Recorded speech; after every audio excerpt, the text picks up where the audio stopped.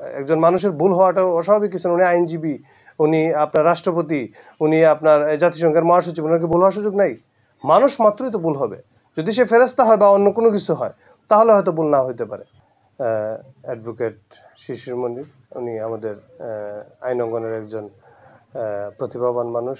তো উনি যে বক্তব্যটি দিয়েছিলেন ওনার রাজনৈতিক প্রচার প্রচারণায় ওনার কনস্টিটিউয়েন্সিতে সুনামগঞ্জে, তিনি বলেছিলেন যে রোজা আর পূজা মুদ্রার এপিঠ ওপিঠ। তো এটি আমি একজন মুসলমান হিসেবে অবশ্যই এটা আমার ধর্মীয় অনুভূতিতে আঘাত। তো এরকম পরিস্থিতিতে ওনার মতো একজন সিনিয়র ব্যক্তির কাছ থেকে আমরা আসলে এরকম বক্তব্য কখনোই আশা করি নাই। এবং দেখেন বাংলাদেশ আপনার এই 24 জুলাই আগস্টের গণ অভ্যুত্থানের পর থেকে কিন্তু একটা মানে কঠিন পরিস্থিতির মধ্যে দিয়ে যাচ্ছে, একটা থমথমে অবস্থা।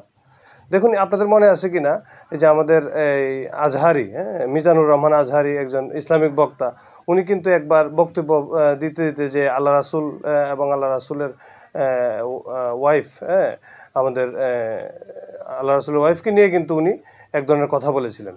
তারপরে যখন মুসলিম জনতা, সুন্নি জনতা এটা নিয়ে প্রতিবাদ করে, উনি ওনার ভুল বুঝতে পেরে উনি কিন্তু লাইভে এসে সরাসরি আপনার এই বিষয়টি উনি ক্ষমা চান এবং উনি বলেন। উনি চাইলে কিন্তু পরবর্তীতে বক্তব্যটা খণ্ডন করে।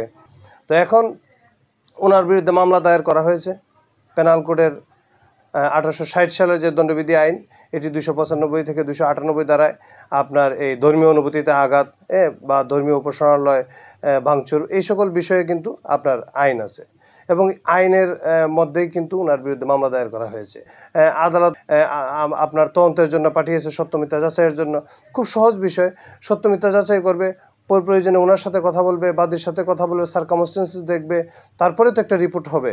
ওই রিপোর্টের ভিত্তিতে যদি এটার সত্যতা থাকে এবং ওই সেকশন যদি সরাসরি যদি এই সেকশনটা লাই করে, উনি যদি এই দ্বারা অপরাধগুলো করে থাকেন, তাহলে অবশ্যই তার বিরুদ্ধে আইনানুগ ব্যবস্থা গ্রহণ করা হবে।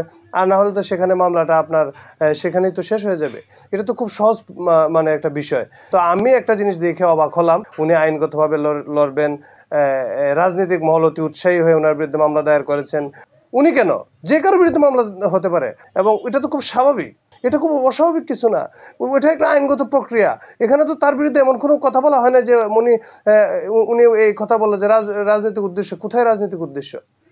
উনি যে ব্যক্তি দায়ের করছে সে কি মহাসচিব? সে কি কোনো দলের প্রধান? এগুলো কোন ধরনের কথা? উনি একজন আইনজীবী, উনি একজন সচেতন নাগরিক, উনি আমাদের কলিগ, উনি আমাদের বড় ভাই। আর অ্যাডভোকেট শিশির মনির ভাই, উনি আমাদের আইন অঙ্গনের একজন উজ্জ্বল নক্ষত্র। আমরা তাকে ফলো করি, আমি ডেফিনেটলি তাকে পছন্দ করি, ফলো করি। কিন্তু এই সকল বক্তব্য শোনার পর থেকে আমি সে জিনিসটা আমাদের কাছে তো আমরা অ্যাকসেপ্ট করতে পারি না। আমি এজ এ মুসলমান, রোজা আর পূজা কখনো এক মুদ্রা এপিঠ হতে পারে না। পূজাতে আল্লাহর সাথে শিরক করা হয়। এই পূজাতে আল্লাহর সাথে শিরক করা হয়। এখানে আমরা কোনোভাবে একজন মুসলমান আমরা যেতে পারি না। এখানে আপনি যাবেন, সহযোগিতা করবেন, শিরকের আপনি মানে অংশীদারি হবেন, আর আপনি বলতেছেন রোজা, ওইটার মানে এপিঠ ওপিঠ কীভাবে সম্ভব? রোজা একবারে আল্লাহ তাআলা বলছে যে রোজা একমাত্র আমার জন্য এবং আমি এটার প্রতিদান নিজ হাতে দিব। তাহলে আপনি এই রোজাকে কীভাবে, এত বড় একটা মানে আপনার এবাদতকে, এত একটা গুরুত্বপূর্ণ ইবাদতকে আপনি তো কোনোভাবে আপনি পূজার সাথে একত্রিত করতে পারেন না।